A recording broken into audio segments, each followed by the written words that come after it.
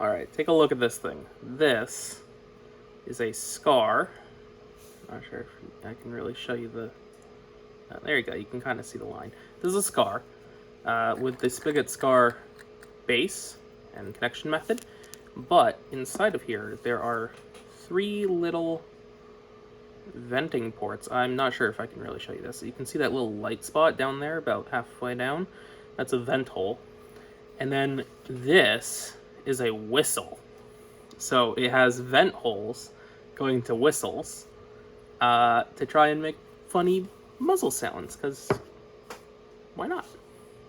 I already tested this prototype. Doesn't quite work on a blaster firing darts, but if you put it on the blaster and then cover the muzzle with your finger, it works. It works real good. It's really loud. Let me just attach this. So I'm currently printing the next version of this, which has tightening rings in there to try and force even more air through the whistle. Because right now, when you're firing darts through this, it doesn't build up enough pressure to set off the whistles. But this is an Alchemist, by the way. If I plug the muzzle here, you will hear the whistles. Each one of these 3 lobes, each one of these 3 whistles, is a different pitch. There's a low, medium, and a high.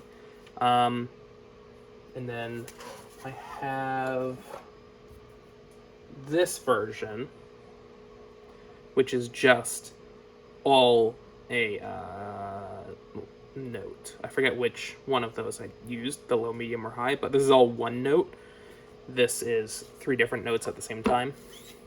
So take a listen to this. I'm going to keep on these headphones because it hurt my ears the first time I did this.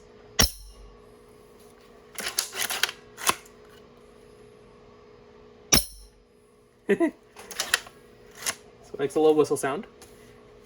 And then let's try out the previous version.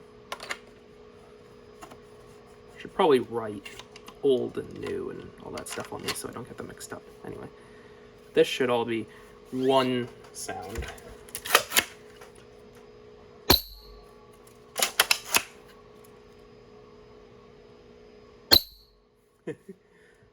little whistly thing. So yeah, that's what I've been working on. Little whistle scars. Trying making funny sounds. Yeah.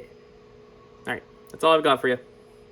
I'll probably post some videos on these later, once they work better.